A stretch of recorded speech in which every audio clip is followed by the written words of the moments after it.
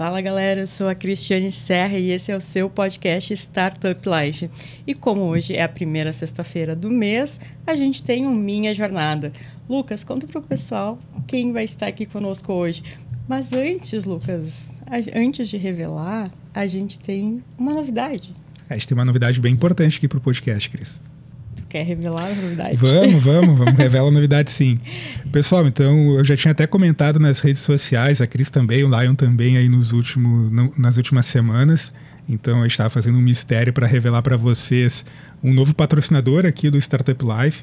Então um patrocinador que realmente tem uma força muito grande, uma das principais fintechs do Brasil. Então realmente tem uma força muito legal de entrega, focado em empresas de tecnologia, que é o pessoal da Asas. Então a Asas hoje, anunciando já para vocês, é o novo patrocinador aqui do Startup Life. Então queria agradecer aí o pessoal da Asas pela confiança aqui dentro do podcast, e a Cris também vai entregar aqui um recado do nosso patrocinador. E que tem tudo a ver, né? É nosso novo patrocinador com o episódio de hoje. Então, para quem está começando a empreender ou já está nesse caminho há muito tempo, o Asas está aqui para ajudar a simplificar a gestão financeira da sua empresa. Crie cobranças, gere notas fiscais e antecipe os seus recebíveis de forma simples e sem mensalidade. Acesse o Asas, ASAAS.com e conheça a conta digital completa para a sua empresa. Boa, perfeito, Cris. E como o Asas aqui também é cuidadoso aqui com os convidados e com a curadoria que a gente faz no podcast, eles mandaram um presentinho aqui para o nosso convidado. Então deixa eu pegar aqui. Então aqui o presentinho da Asas, eu vou entregar aqui para o Alexandre. Então Alexandre, presentinho aqui da Asas para ti. Espero que goste. Muito obrigado pelo carinho de vocês. Que bom estar aqui na estreia dessa dupla da Silva Lopes e a Asas aqui, nessa grande parceria de vocês aqui. Uma alegria estar com vocês. Obrigado pelo convite, Cris. Obrigado pelo convite, Lucas. Legal, bacana. Então tá, já falei aqui o nome do nosso convidado, Alexandre. Então apresentar rapidinho para vocês, pessoal. Alexandre Trevisan, ele é o CEO da YouMove. Então eu até estava comentando aqui nos bastidores que aí já devia ter gravado com o Alexandre há muito tempo, que ele é aqui também de Porto Alegre. É uma empresa incrível aqui, não só a nível estadual, mas já a nível nacional. A YouMove tem bastante tempo de mercado. Então também tem um foco bem diferenciado aí de entrega, de no-code. Então, Alexandre, obrigado por estar aqui com a gente e dividir esse momento com a gente. Tenho certeza que vai conseguir passar a sua experiência e bastante conteúdo para os empreendedores aqui do Startup Life. Então, te apresenta um pouco e seja bem-vindo. Legal. Realmente é uma honra estar com vocês aqui. A parceria com a Silva Lopes já vem de algum tempo, já há alguns anos que a Silva Lopes presta serviço para a YouMove. A YouMove é uma plataforma para a criação de aplicativos sem programação. Ela foi lançada em 2011. O nosso objetivo era tornar o processo de criação de software mais simples, mais rápido e se mantendo como uma solução completa. Hoje nós atendemos mais de 1.000 empresas que utilizam essa plataforma para digitalizar e para gerenciar suas equipes de campus. E aí tu tem empresas do mais diferentes portes, algumas empresas aqui da região, como a Panvel, empresas multinacionais como a Philip Morris, mas são diversas empresas que a gente tem ajudado a criar software de uma forma mais simples e fazer com que eles ganhem produtividade usando a tecnologia para atender melhor os seus clientes. Legal. E Cris, antes de tu entrar aqui de fato nas perguntas aqui da minha jornada do Alexandre, é um fato bem legal ali que ele trouxe, né? Ele já trabalha com a parte de no-code desde 2011, né? Então é algo que hoje vem se falando muito aí nos últimos anos, mas não é uma novidade, né, Alexandre? Não é algo que nasceu agora. Queria que você explicasse para a gente, até já alinhando ali depois com as perguntas da Cris sobre a sua jornada, como é que foi esse início ali da YouMove de trazer realmente um produto inovador, algo bem diferente em 2011, né? Que eu falo que em 2011 a gente não tinha ecossistema, a gente não tinha basicamente muitas empresas. Era tudo mato.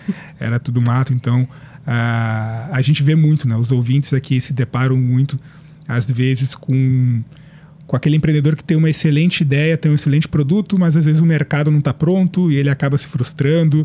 Então eu queria que você trouxesse como que foi esse início ali seu também da YouMove aqui para nossa audiência. Legal.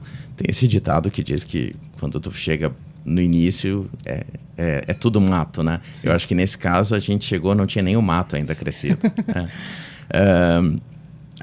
Nós lançamos, a gente construía soluções, aplicativos móveis de uma forma tradicional. Então, cada cliente era um projeto, cada cliente tu tinha o objetivo de entender o que ele precisava e codificar, programar para que ele pudesse ter o seu software específico. Naquele momento, isso vamos voltar para 2009, 2008 para frente, naquele período a tecnologia mudava muito. Hoje a gente tem Android e iOS, são os padrões de mercado, mas naquela época a gente tinha players muito diferentes. Nós tínhamos Nokia, nós tínhamos BlackBerry, nós tínhamos o Palm. Então eram players diferentes com sistemas operacionais com características técnicas diferentes. Sim. Então, cada projeto era um projeto muito específico. Isso fazia com que apenas grandes empresas pudessem ter as suas soluções. E o que a gente entendia é que o desafio de produtividade, ele era e continua sendo um desafio de todos. Né? Então, ou seja, não é porque tu tem uma empresa média ou tu tem uma empresa pequena que tu não precisa, de fato, pensar em como tu vai digitalizar o teu processo ou como tu vai ganhar mais produtividade através da tecnologia. Então, foi com isso em mente que a gente pensou em como que a gente poderia fazer esses projetos ocorrerem mais rapidamente. E nós entendemos que a gente tinha, se nós olhássemos um problema específico, era possível olhar para esse problema e criar uma forma de abordá-lo que permitisse construir software de uma forma muito rápida. E foi assim, olhando esse conceito, essa dor de mercado, a necessidade das empresas de ganhar mais produtividade e não tendo como resolver, porque o custo era alto, a tecnologia mudava muito rapidamente, que nasceu aquilo que hoje o mercado chama de no-code, nós lançamos em 2011 uma plataforma para a criação de aplicativos sem programação. E Explica para a gente depois como que isso funciona. O processo... dentro da construção, hoje você consegue construir um aplicativo de automação de equipes, né? Por exemplo, hoje você tem a Panvel e ela tem os seus entregadores, né? Toda a equipe que faz a última milha, e a nossa solução, ela automatiza esse processo, ela conecta o consumidor, ela faz o rastreamento, ela faz a organização dos times, né? Então, esse tipo de solução, ela é feita, mas... Para cada cliente, a solução é única. Para cada cliente, a gente faz uma análise de necessidades e requisitos e entrega uma solução única. Então, sempre foi esse o mote daquilo que a gente buscava lá no início, né? Mas quando a gente lançou em 2011, a gente levava 30 minutos para explicar que a solução era na nuvem, que ela não tinha código, que você poderia construir um aplicativo em 10 minutos, né? Só para dar uma noção de quanto mato era, né? O Gartner, que é um instituto extremamente respeitado hoje, que destaca para onde a tecnologia está indo, ela só deu um nome para isso em 2013. E acabou convidando a YouMove para fazer parte de um relatório de cool vendors dele, dando forma para aquela tecnologia, para aquela tendência que eles começavam a detectar naquele momento, que era uma forma diferente de construir código, mais focado para a parte de aplicativos. Você falou sobre a questão do lançamento, ajuste do lançamento com o tempo de mercado. Quando nós lançamos ele em 2011... o grau de inovação realmente era grande e o esforço que tu tinha para fazer com que as empresas compreendessem aquilo que tu fazia era significativo. E quando o Gartner lançou o conceito em 2013, a gente entendeu, bom, agora o mercado vai compreender o que a gente estava fazendo. Mas só depois nós descobrimos que o Gartner fazia isso com alguns anos de antecedência. Então, na prática, ele sinalizando que essa era a tendência, significa que o mercado ia conseguir consumir aquilo num ritmo maior alguns anos à frente. Isso fez com que a gente, nos primeiros anos da plataforma, a gente ficasse focado muito mais naquele mercado que via a inovação como sendo seu diferencial e colocava na oferta, né, no seu argumento, no seu posicionamento, a inovação. Então, esses foram os nossos primeiros clientes, de alguma forma trazendo, se você tem um produto que está um pouco à frente do seu tempo, identifique mercados ou perfil de clientes que valorizam a inovação como um diferencial competitivo, e foi assim que a gente se movimentou nos primeiros anos, enquanto o mercado foi evoluindo, foi amadurecendo. E aí também tem um desafio que é de educar, né? Educar no sentido de fazer o público entender, né? Os possíveis clientes entender o que é essa tecnologia, já que, como tu disse, 2 anos depois foi considerado uma tendência, né, para mais adiante, que é bastante difícil também, né? É bastante... realmente é bastante desafiador tu compreender o teu papel dentro desse processo. Especialmente nesse nosso caso, o desafio de educar, ele é um desafio muito grande, né? Não é uma mudança, nós não estamos falando de uma mudança, de uma pequena mudança de paradigma, nós estamos falando de uma mudança super relevante. Sim. Olhando no nosso caso, nós levávamos alguns meses para fazer um projeto, e nós estivemos em Barcelona no MWC, que era um evento de ponta no mercado de tecnologia, e nossa proposta de valor era fazer a construção de um aplicativo em 10 minutos.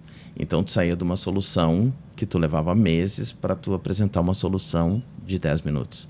Então, era uma mudança, era uma disrupção significativa. Sim. E muitas vezes, quando tu tem uma disrupção desse tamanho, às vezes o mercado tem a tendência a achar que tem uma perda de valor, inclusive, né? Então, ok, antes tu levava tanto tempo, agora tu faz uma fração, será que ele é tão bom quanto? Será que ele é tão relevante quanto? E a gente pode, na sequência, explorar um pouquinho mais quando é que o mercado conseguiu compreender, de fato, o valor de tu conseguir construir soluções num tempo menor, com esforço menor e também com uma necessidade menor de equipes técnicas. E, Alexandre, agora vamos voltar um pouquinho no tempo, antes da YouMove. Conta pra gente quando que tu entendeu que tu queria empreender. Eu nunca considerei outra hipótese que não fosse essa, né? Eu tenho algumas decisões de vida que eu tomei sem muita reflexão, e empreender foi uma delas, né? Eu nasci numa família de empreendedores, meus pais, meus tios, isso estava no DNA, estava no ar que a gente respirava. Eu comecei bastante cedo a trabalhar. Aos 14 anos eu trabalhava na empresa do meu pai, já na área de tecnologia. Então trabalhava no CPD, trabalhava depois um período como programador, fiz isso durante o ensino médio, mas para mim era algo absolutamente natural entender que empreender era a minha missão, né? Então eu tenho vivido o empreendedorismo desde jovem, desde o início. Comecei a ter meus primeiros clientes aos 18 anos, quando eu estava no período de graduação. Minha família é de Santa Maria. Vim para Porto Alegre para fazer a graduação na URGS, Ciência da Computação, e ainda no primeiro ano eu comecei a ter os meus primeiros clientes, meus primeiros projetos, e isso acabou, a partir dali, naturalmente, se tornando a minha carreira empreendedora. Tenho maior paixão por essa missão, e só me vejo fazendo isso como minha atividade. Através, à medida que tu vai evoluindo e à medida que tu vai amadurecendo, tu vai dando um pouco mais de sentido para esse projeto, né? Então, no início, empreender começa sendo como a tua atividade, mas eu já enxergo hoje que empreender é a forma como eu impacto o mundo, né? A forma como eu consigo, de alguma forma, gerar impacto positivo para os clientes, impacto positivo para a sociedade. Aí tu tem as ações sociais que tu começa a te envolver dentro desse processo, e tu começa a entender que esse é um caminho para tu, de alguma forma, transformar o mundo que tu vive. Então, hoje, para mim, empreender é muito mais do que gerar o meu desenvolvimento pessoal e gerar um impacto financeiro para as pessoas que estão próximas, mas ela é uma forma de alguma forma, impactar o mundo e tornar ele um espaço melhor. Legal. Conta pra gente um pouco, Alexandre, desse teu início de jornada. Você falou que começou a empreender desde cedo. Antes da YouMove, você chegou a ter algum outro negócio? Como que foi esse início também? Eu sempre gosto de perguntar, que muitas vezes empreender a gente ouve falar que é uma jornada solitária, né? A gente não tem muito com quem contar muitas vezes ali realmente no dia a dia. Então eu queria te ouvir um pouco como que foi esse teu início antes da YouMove Me. Se você começou sozinho, teve sócio, passou por algum perrengue, não passou. Isso é legal você comentar, porque às vezes a gente vê os erros mais comuns, né, aqui dos empreendedores, e muitas vezes a gente faz um negócio com um amigo e dá algum problema. Então a gente sempre fala, né, fazer amigos no negócio, né, não negócio com amigos. Isso é um erro muito comum que a gente vê de empreendedores no geral, né. Queria que você trouxesse um pouco desse seu início, porque a gente sabe, né, construir sozinho é muito difícil. Então a gente queria te ouvir um pouco sobre isso também. Eu comecei atuando sozinho, né, e já recupero um pouco mais essa jornada. Mas eu acho que vale... hoje a forma como eu enxergo é que se você quer fazer algo relevante, você precisa fazer isso. Você não vai conseguir fazer isso sozinho. Você precisa conseguir fazer isso através de um grupo, né, através de um grupo talentoso, um grupo de pessoas que você admira, um grupo de pessoas que sejam capazes de compartilhar esse propósito e a partir dali gerar o resultado. Então acho que um pouco da minha jornada ela se estabeleceu à medida que essas conexões foram sendo construídas, né? Essas parcerias foram sendo construídas. Mas o meu início foi um início solitário, estava no período de graduação, e a partir dali eu comecei a ter os meus primeiros clientes. Então tem aquele ditado que sincroniza o processo, né? Então na prática tu vende, tu desenvolve, tu entrega, e isso são os teus 3 turnos do dia, né? Então naquele período eu não tinha ainda a facilidade hoje do celular e de toda essa conectividade. Então, na prática, eu tinha uma secretária eletrônica, algumas vezes por dia eu me conectava com ela para ver se tinha algum recado, se tinha algum chamado, para garantir que eu cumprisse o SLA de atendimento ao cliente. Mas, na prática, era uma jornada onde tu fazia o processo de todo o ciclo da operação, né? E essa vivência, ela me deu a oportunidade de conhecer negócios diferentes e conhecer empreendedores diferentes, né? Tu conhecer pessoas que tu admira e que tu vai entendendo como é que elas performam, como é que elas olham o seu negócio, como é que elas fazem o seu processo de tomada de decisão. Porque o primeiro produto que foi levado ao mercado era um ERP, era um sistema de gestão. Ele era focado no mercado de distribuidor e atacadista. Então, eles davam a possibilidade de tu conhecer os empreendedores, né? De tu conhecer essas pessoas que obviamente nem era, o nome não era empreendedor que se chamava na época, mas de tu conhecer pessoas que tinham um comprometimento muito grande com aquilo que eles estavam fazendo, uma disciplina, e aí tu começa a ver quem conseguiu performar melhor, quais são as características, né? E uma das coisas que eu acompanhei eram pessoas que estavam atentas aos detalhes, que tinham, de fato, um bom conhecimento daquilo que eles estavam fazendo, que tinham uma bagagem relevante sobre aquela jornada, sobre aquele segmento que eles estavam atuando. Então, tu começa, de alguma forma, a entender como é que tu consegue também estar desenvolvendo habilidades, ou como é que tu consegue, de fato, tá atraindo talentos que possam te complementar para fazer com que a tua oferta seja mais completa. E depois desses primeiros clientes, você abriu outra empresa antes da YouMove Me? Conta pra gente como é que foi.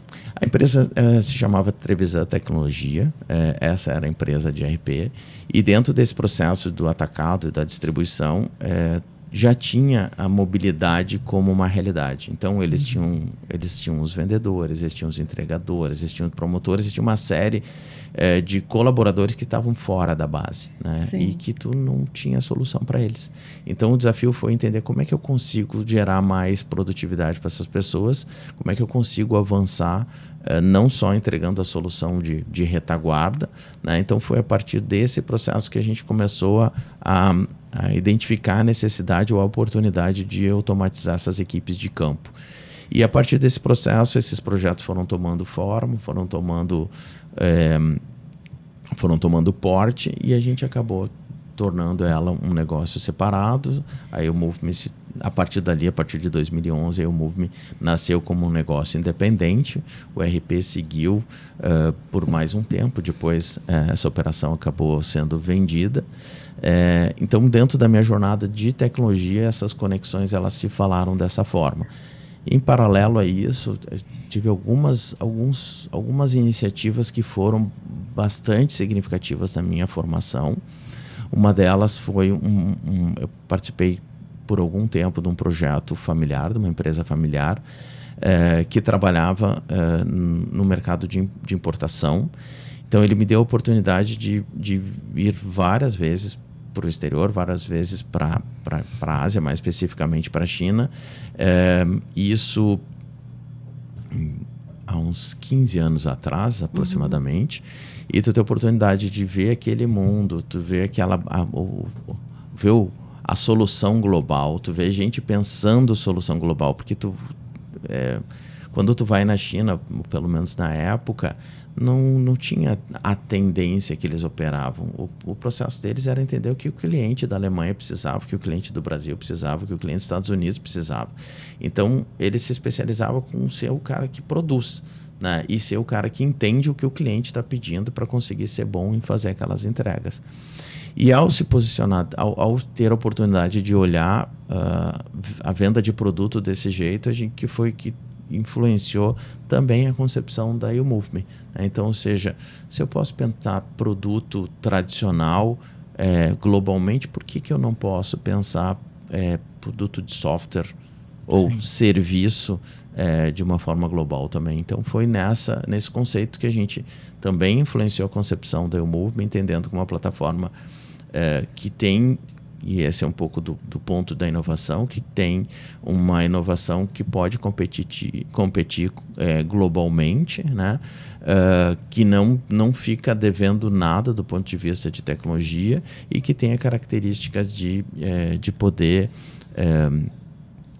atender diferentes mercados, diferentes clientes, se moldando à necessidade do cliente. Então, a plataforma, quando tu fala entregar um aplicativo de gestão de vendas, de logística, de entrega para 1000 empresas diferentes, cada uma da sua característica, de alguma forma se reflete aquilo que a gente viu Sim. lá, que era o fornecedor dizendo, cara, deixa eu entender a tua necessidade, deixa eu te entregar aquilo que é aderente ao teu negócio, aderente à tua realidade, né? Então, acho que de alguma forma essas conexões, essas jornadas, elas foram formando um modelo mental que acaba de alguma forma orientando nossas tomadas de decisões. Algumas de uma forma bastante consciente, mas acho que a grande parte delas de uma forma inconsciente, aqueles conhecimentos, aquelas experiências que tu teve, elas vão se conectando e vão estabelecendo os teus padrões de tomada de decisão. Legal. Eu queria que você trouxesse um ponto para a gente, Alexandre, que muitos aí podem estar se questionando também, e a gente vê isso muito também no dia a dia. Você falou que teve um background muito mais de tecnologia, né? E é muito comum, pelo menos a dificuldade ali do empreendedor, começar um negócio, muitas vezes, tendo background de tech, né? Que ele tem um background mais de hard skill, ele não tem tanta soft skill ali no desenvolvimento de pensar. Às vezes ele é muito bom, a gente costuma falar aqui no escritório, que a startup, ela tem empreendedor, né? O empreendedor é o cara que entende produto, é o melhor cara de produto.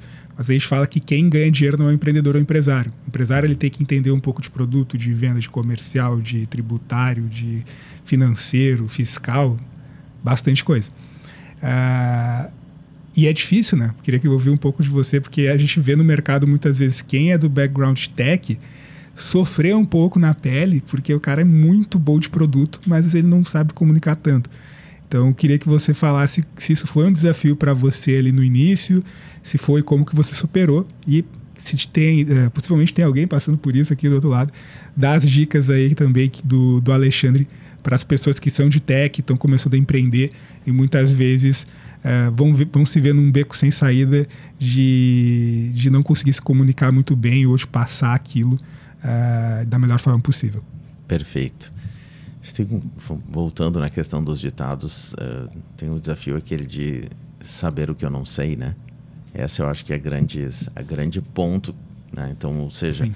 o empreendedor ele tem um conjunto de desafios, uma parte daquela ele tem domínio e outra parte ele não tem domínio nem para saber o que ele não sabe. Sim.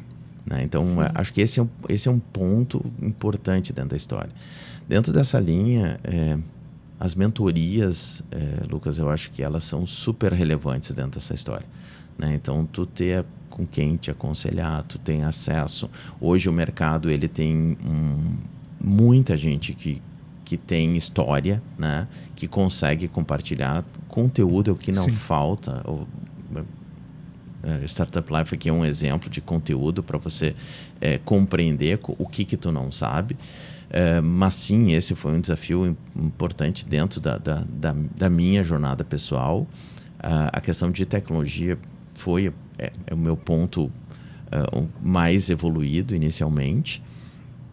Como eu participei de muitos projetos de gestão, muitos projetos de RP, as questões mais fiscais, as questões tributárias, contábeis, fluxos de caixa, gestão financeira, esse processo de alguma forma, cada projeto, cada cliente que eu tive a oportunidade de participar, de alguma forma foi absorvendo. Casualmente teve um cliente, um amigo que me perguntou agora há poucos dias sobre se eu estava considerando a hipótese de migrar o sistema de gestão da empresa para um sistema novo, e eu fiquei lembrando, cara, eu já passei por esse processo acho que mais de 100 vezes, eu não sei se eu estou preparado para mais mas cada processo desse foi gerando um aprendizado. Onde que foi os 2 pontos que eu acho que foram os mais desafiadores, né? Acho que o primeiro ponto, sim, foi o comercial. E o comercial, eu costumo dizer, hoje a gente tem uma máquina de vendas dentro da companhia. A estratégia digital é uma estratégia importante para o Move.me. E eu entendo que foi um dos problemas mais complexos de montar, de ver uma máquina de vendas operando de uma forma eficiente, né? E vale a brincadeira, ela não é uma máquina porque tu ajusta aqui e vê o processo saindo, a tua cadência. Ela é uma máquina porque se tiver um parafuso errado, ela não vai funcionar. Sim. Né? Então, ou seja, não é uma questão de vários ajustes, não, cara. Se tiver um parafuso em alguma das etapas do processo, ela não vai te entregar o resultado. Então, aprender esse processo da jornada de vendas e as suas características foi um ponto super importante. A gente teve algumas consultorias que nos apoiaram, algumas mentorias. Então, e obviamente tu tem um lado de cultura, né? Sim. A companhia é uma companhia de tecnologia, é uma companhia de vendas, né? Então, tu conseguir ter um negócio um pouco mais equilibrado foi um desafio importante dentro da companhia. Eu entendo que ainda continua sendo. E o segundo ponto é uma jornada de transformação cultural, né? A gente viveu aqui nos últimos anos transformações culturais evidentes, mas quando tu traz um empreendedor, como no meu caso, que já vem empreendendo há mais tempo, as mudanças são muito maiores. Né? Então, como é que tu consegue fazer com que o teu negócio consiga culturalmente estar evoluindo? A única forma de fazer isso é se você, como empreendedor, assume que você está em transformação o tempo inteiro. Que você está em modo de aprendizagem o tempo inteiro.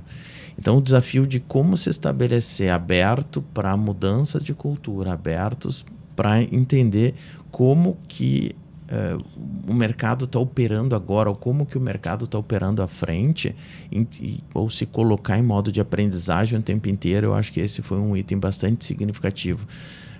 Teve uma época onde as empresas cresciam pela capacidade delas de serem eficientes na execução de um processo. Então, detectou um processo, uma oportunidade, e o desafio dela era ser eficiente fazendo aquilo.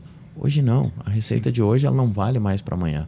E na área de tecnologia, numa área onde tu está trazendo inovação, onde a inovação é a tua forma de entrega de valor para o mercado, essa inovação ela começa na cultura.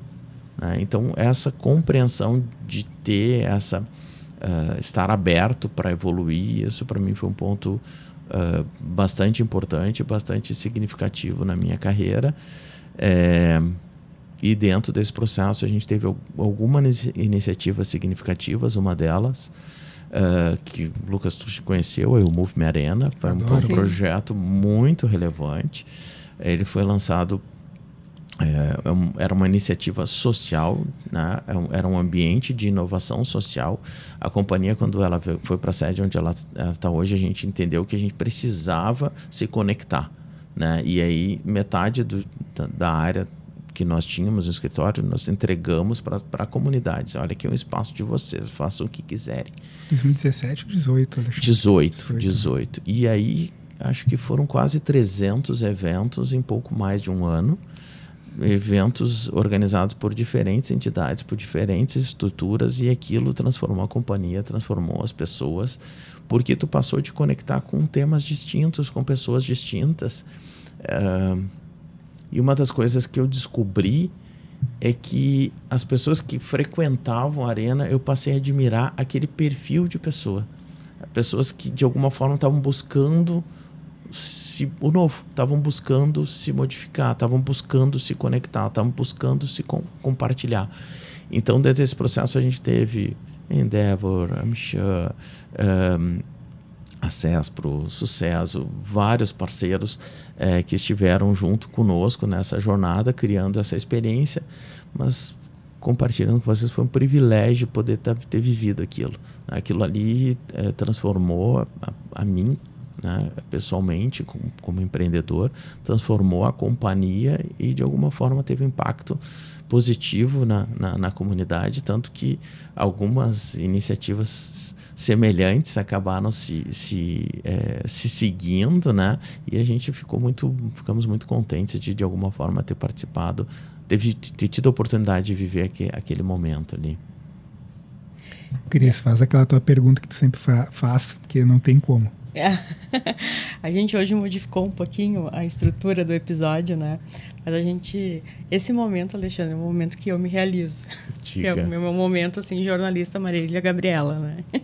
Que é uma pergunta um pouco mais pessoal, mas é também uma forma da gente entender quem é o Alexandre empreendedor, o Alexandre como pessoa. E ela é um pouco mais filosófica, assim, né? Então, quem é o Alexandre por ele mesmo? Eu tenho feito muitas reflexões nesse mundo filosófico, vamos chamar assim. Eu acho que é um tema que eu tenho entrado, tenho me aprofundado com um pouco mais de dedicação. A gente vem falando sobre inovação, sobre tecnologia. O conhecimento que tu estabelece hoje talvez não tenha validade nem para amanhã, né? Para quem mais, para alguns anos. Quando eu estou falando de filosofia, você está falando de temas que são válidos há 40 gerações. Sim. E ele continua sendo válido. Então tem essa jornada de se entender, de se descobrir, de entender quem é o seu propósito, o que tu quer na vida. É um item que eu tenho, de alguma forma, investido um pouco mais do meu tempo para me conhecer melhor.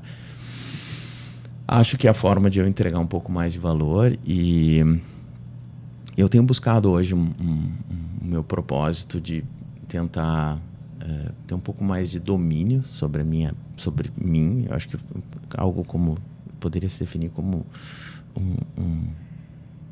o autodomínio, ou seja, o mestre de mim mesmo, de alguma forma, e conseguir fazer com que isso seja uma oportunidade eu assumo essa missão de desenvolver os meus talentos e colocar eles a favor das pessoas. Para mim, o impacto no outro, de tu te enxergar como meio de gerar impacto no outro, é a forma como eu tento me ver.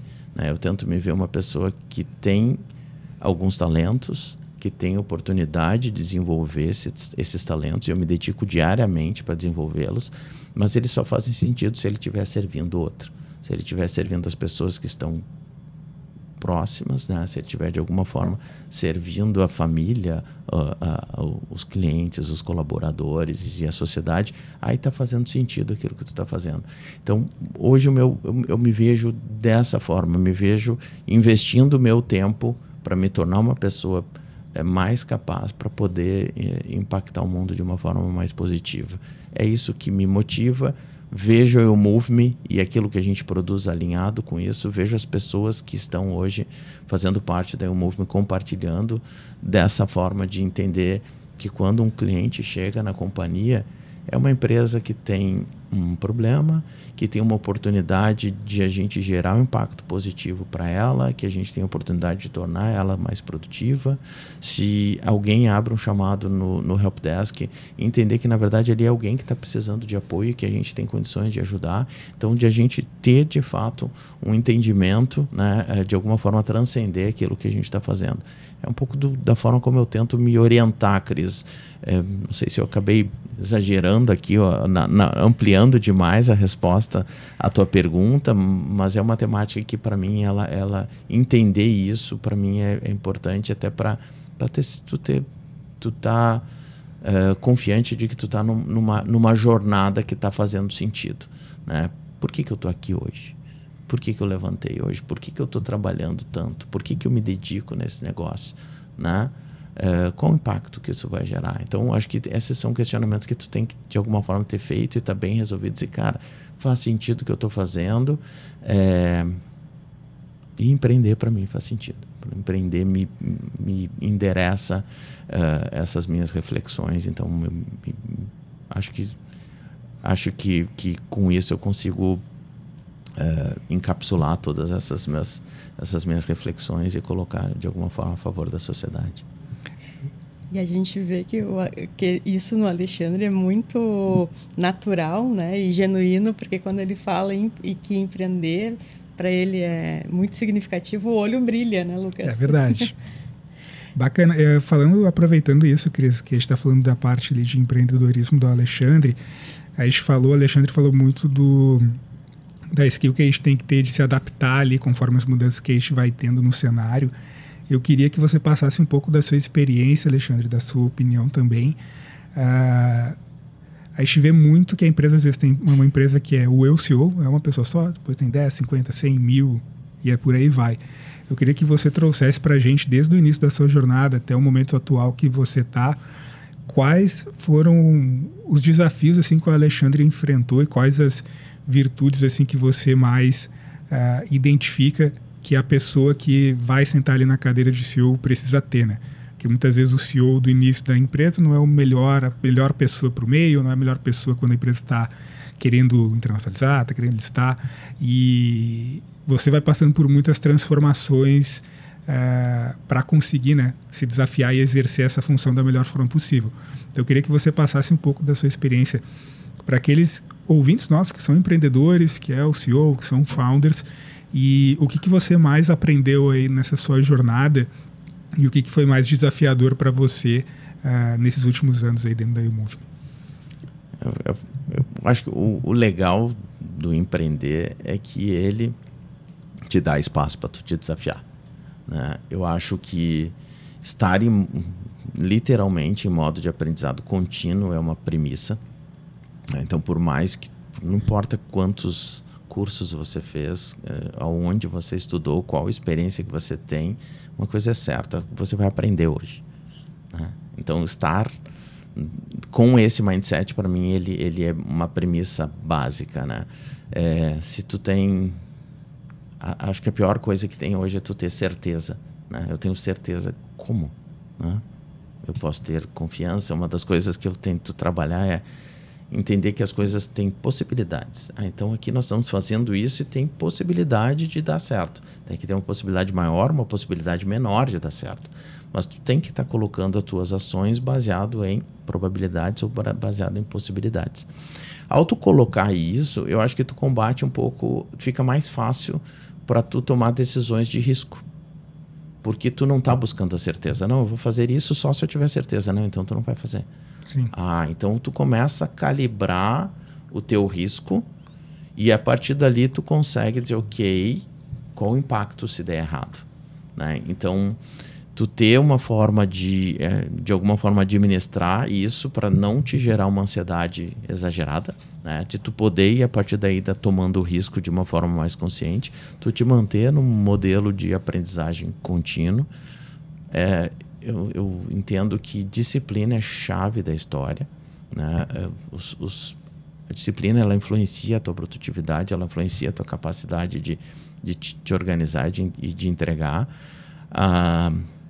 os empreendedores que eu mais admiro, que eu entendo que conseguiram ter as carreiras de maior sucesso, eles são, de modo geral, extremamente disciplinados. É comum de tu ter... mas eu vou trazer um item lá. É comum tu ter um empreendedor que, de alguma forma, ele é um maratonista ou um meio maratonista, porque isso demonstra a disciplina dele. Ele consegue, além de ter a jornada dele, ele consegue espaço para cuidar de si, cuidar da saúde, cuidar da família. Né? É uma questão de disciplina. Então, considero a disciplina um atributo fundamental dessa história. Persistência, dedicação, respeito pelo outro. Né? No momento que tu tá em modo de aprendizagem, tu entende que qualquer conversa é uma oportunidade de tu estar aprendendo. Então... E, obviamente, tu tem que ter um nível de autoconfiança naquilo que tu está buscando. Tu tem que ter uma visão clara de onde tu deseja chegar. Porque é essa mistura de sentimentos que elas vão te conseguir te formar como uma pessoa potente para assumir desafios maiores. Tem uma mensagenzinha que eu coloquei no meu WhatsApp agora recentemente, que viver é perigoso. Então, onde está o significado, pelo menos o significado para mim disso?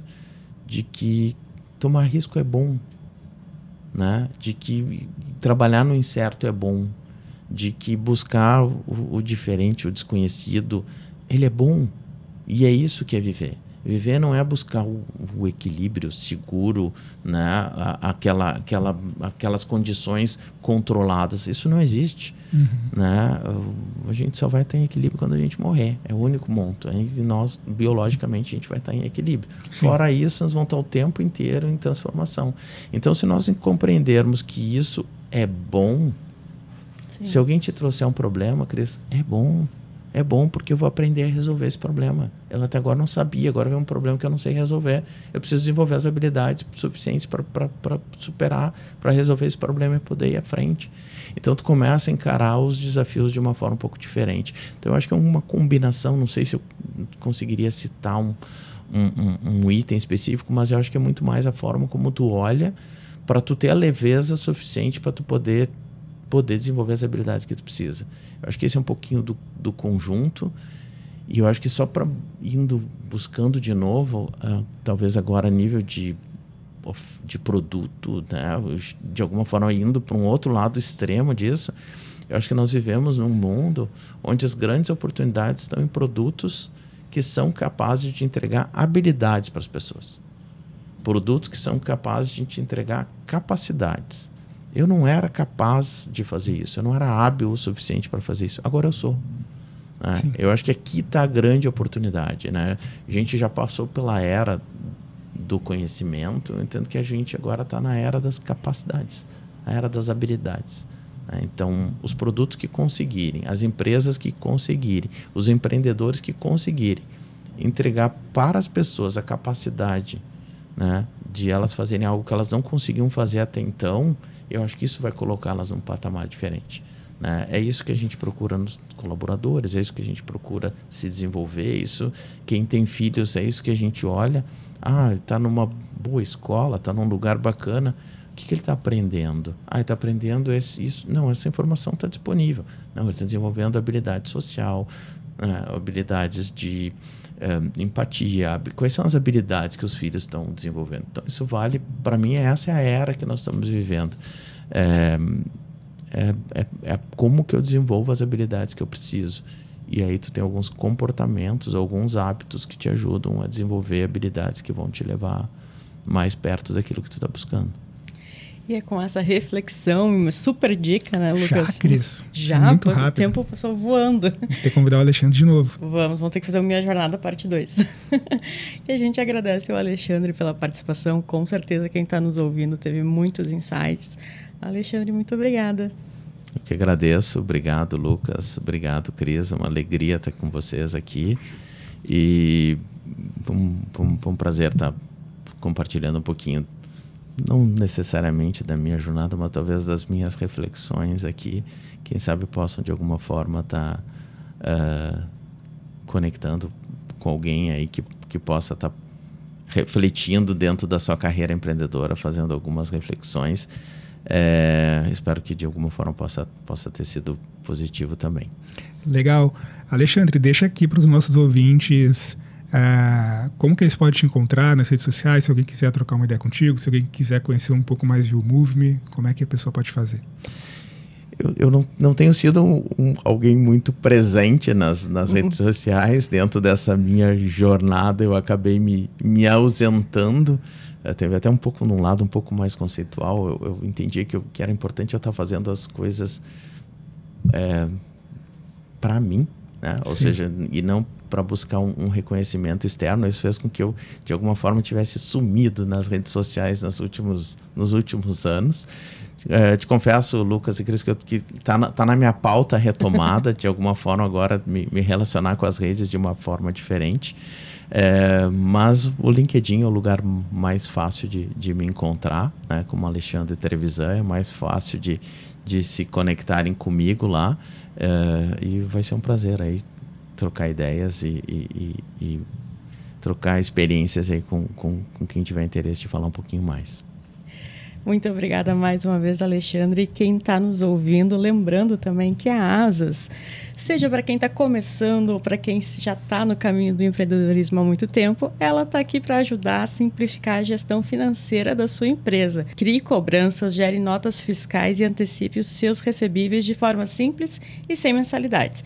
Acesse asas.com, lembrando que Asas se escreve ASAAS, e conheça a conta digital completa para as empresas. Lucas, muito obrigado pela tua companhia em mais um episódio. E aos nossos ouvintes também, muito obrigado pela companhia. E até o próximo.